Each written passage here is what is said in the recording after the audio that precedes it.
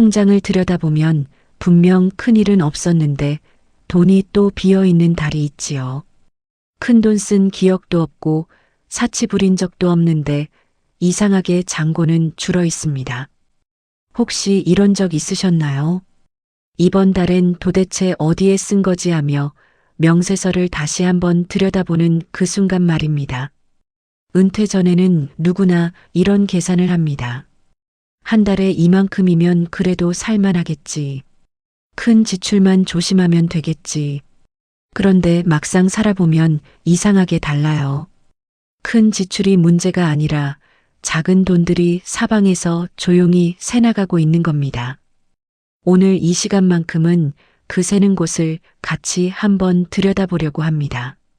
무겁지 않게 잔소리 없이 마치 옆집 사는 친구가 차 한 잔 따라주면서 이야기하듯 말씀드리고 싶습니다.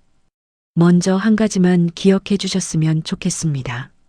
노후를 흔드는 건 큰 사고가 아니라 매달 새나가는 5만 원입니다. 이 한 문장만 마음에 담으셔도 오늘 영상은 충분히 값을 합니다. 가만히 돌아보면 우리는 큰 돈에 대해서는 꽤 신중합니다. 가전 하나를 바꾸는데도 며칠을 고민하고 보험 하나를 들 때도 이리저리 비교합니다. 그런데 이상하게도 매달 자동으로 빠져나가는 작은 돈에는 너그러워집니다. 한 달에 10,000원, 20,000원. 그 정도쯤이야 싶습니다. 그런데 그 정도가 5개, 6개 모이면 한 달 식비가 되고 1년이면 작은 여행 한번 다녀올 돈이 됩니다. 제가 아는 한 분의 이야기를 잠깐 해드릴게요. 62에 은퇴하신 분이었습니다. 평생 알뜰하게 사셨고 부부 둘이 사는데 부족함은 없다고 늘 말씀하셨어요. 그런데 은퇴 후 1년쯤 지나고부터 이상한 일이 생기더랍니다.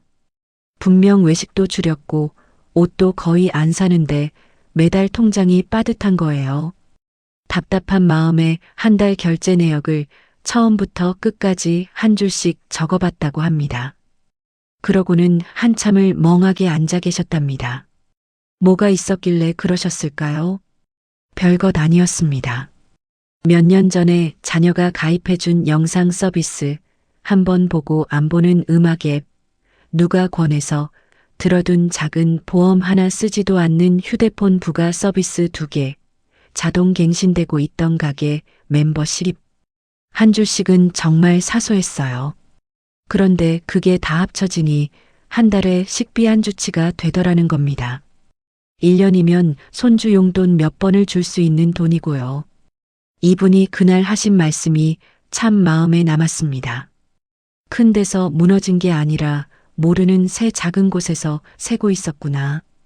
어쩌면 지금 이 영상을 듣고 계신 분들도 비슷한 자리에 한 번쯤 앉아보신 적이 있을지 모르겠습니다. 왜 이런 일이 생길까요? 이유는 의외로 단순합니다. 돈이 자동으로 빠져나가게 해두면 우리 마음은 그 돈을 더 이상 내 돈으로 느끼지 않습니다. 한번 빠지기 시작하면 그냥 풍경처럼 익숙해져요. 마치 오래 켜둔 전등처럼 있다는 사실조차 잊고 사는 겁니다. 게다가 나이가 들수록 작은 돈을 챙기는 일이 점점 더 귀찮아집니다. 이건 게을러서가 아닙니다. 사람은 누구나 신경 쓸 일이 많아지면 작은 것부터 놓치게 되어 있어요. 그러니까 혹시 내가 왜 이걸 진작 못 챙겼지 하고 자책하셨다면 그러지 않으셔도 됩니다. 이건 의지의 문제가 아니라 구조의 문제입니다. 자동으로 새도록 만들어둔 구조부터 한 번만 점검하시면 1년 뒤 통장의 얼굴이 달라집니다. 여기서 잠깐 한 가지 짚고 가고 싶은 게 있습니다. 돈 이야기를 하다 보면 이상하게 마음이 무거워지는 분들이 계세요. 통장을 들여다보는 일이 두려워지고 결제 내역을 펼쳐보는 게 겁이 나는 거예요. 그 마음 충분히 이해됩니다. 그런데 한 가지만 기억해 주세요. 피로와 감정은 연결되어 있습니다. 몸이 지쳐 있을 때는 통장도 더 무섭게 보입니다. 그러니 오늘 이 이야기를 들으시면서 자신을 다그치지 마셨으면 좋겠습니다. 지금 힘든 것은 의지가 약해서가 아닐 수 있습니다. 그저 살아오느라 너무 많은 것을 동시에 들고 계셨을 뿐입니다. 그러면 이제 조금 더 구체적으로 한 달에 돈이 가장 많이 새는 곳을 같이 들여다볼게요. 큰 분류 몇 가지만 떠올리시면 됩니다. 첫 번째는 정기결제입니다. 한 달에 몇천 원, 만 원짜리들이 가장 위험합니다. 작아서 안 보이거든요. 영상 서비스, 음악 서비스, 클라우드 저장 공간, 신문 구독, 어플 사용료. 분명 처음엔 필요해서 가입했는데 어느 순간 한 번도 안 들어가는 곳이 됩니다. 그런데도 돈은 꼬박꼬박 빠집니다. 자식이 대신 결제해준 서비스가 자신도 모르게 계속 갱신되고 있는 경우도 정말 흔합니다. 한번 자신에게 물어보세요. 지난 한 달 동안 내가 진짜로 매일 또는 매주 사용한 정기결제는 몇 개나 되는가? 두 번째는 사람 좋아서 나가는 돈입니다. 이건 좀 마음이 짠한 항목이에요. 누가 부탁해서 들어둔 보험, 친구 따라 가입한 적금, 지인 가게라서 결제해둔 멤버십, 인사치레로 사둔 상품권, 잘 안 가는데 끊어둔 회원권. 다 합치면 무시 못합니다. 가만히 돌아보면 이런 돈은 내가 좋아서 쓴 게 아니라 거절을 못해서 나간 돈인 경우가 많아요. 거절하지 못한 마음의 값을 매달 치르고 있는 셈입니다. 세 번째는 작은 편의 비용입니다. 배달비, 택시비, 카페 음료, 편의점에서 잠깐씩 사는 것들. 한 번엔 정말 별것 아니에요. 그런데 매주 두세 번씩 1년이면 가족 외식 10번이 사라집니다. 이건 절약하라는 잔소리로 드리는 말씀이 아닙니다. 다만 한 번쯤은 이 돈이 정말 나를 편하게 해주었는지 아니면 그냥 습관처럼 빠져나갔는지 들여다볼 필요가 있다는 이야기입니다. 네 번째는 안 쓰는 물건에 계속 나가는 유지비입니다. 잘 안 쓰는 차의 보험과 기름값, 한 번도 안 입은 옷의 자리값, 몇 년째 안 가는 운동시설의 회비. 우리는 자주 물건 자체보다 그 물건을 안고 사는 비용에 더 많은 돈을 씁니다. 다섯 번째는 알게 모르게 오르고 있는 고정비입니다. 통신비, 보험료, 관리비, 각종 수수료. 처음 가입할 때보다 슬며시 올라 있는 경우가 정말 많아요. 1년에 한 번만 점검해도 한 달에 몇만 원은 가볍게 줄어듭니다. 여기까지 들으시면서 혹시 마음속에 떠오른 항목이 있으셨나요? 있다면 그건 정말 좋은 신호입니다. 알아차렸다는 것 자체가 이미 절반은 정리된 것이거든요. 너무 늦기 전에 알아차리면 삶이 한결 편해집니다. 이제 조금 더 깊은 이야기를 해볼까 합니다. 돈이 새는 자리는 사실 우리 마음이 새는 자리와 닮아 있습니다. 이게 무슨 말인가 하시겠지요. 조금만 들어보세요. 매달 정기결제가 자동으로 빠지듯 우리 일상에서도 자동으로 빠져나가는 것들이 있습니다. 거절하지 못해서 나가는 시간, 미안해서 들어주는 부탁, 분위기상 흘려보낸 한마디, 돈이 통장에서 새듯 마음도 그렇게 어딘가에서 조용히 새고 있는 거예요. 그래서 한 달에 한 번 통장을 정리하듯 한 달에 한 번 마음도 정리해 주셔야 합니다. 특히 가까운 사람과의 관계에서 그렇습니다. 부부 사이, 자식과의 사이, 오랜 친구와의 사이. 별일 아닌 한마디에 마음이 쿡 찔리는 날이 있습니다. 그럴 때 우리는 곧장 반응합니다. 그 즉시 받아치거나 토라지거나 입을 닫아버리지요. 그런데 나이가 들수록 더 중요해지는 것이 있습니다. 말하기 전에 잠깐 멈추는 습관입니다. 단 3초만 멈춰도 관계의 결이 달라져요. 3초가 길게 느껴지신다면 수만 번 들이쉴 시간만이라도 좋습니다. 돈도 마음도 결국은 같은 원리입니다. 새는 곳을 막는 것보다 새고 있다는 사실을 알아차리는 게 먼저예요. 알아차림이 절반입니다.